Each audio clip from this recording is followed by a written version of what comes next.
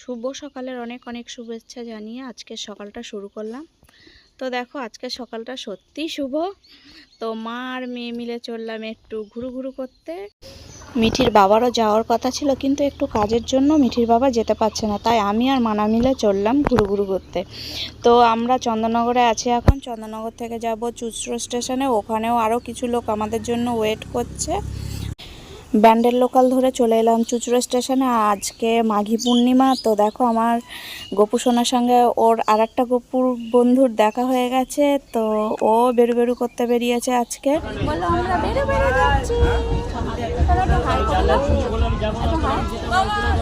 বল ভালো আছো?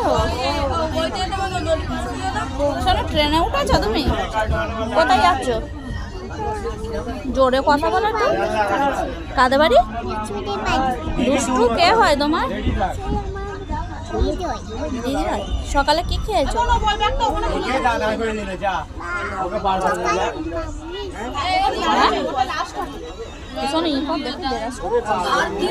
सभी यात्रियों की एवं मंगल में यात्रा की कामना करते हैं।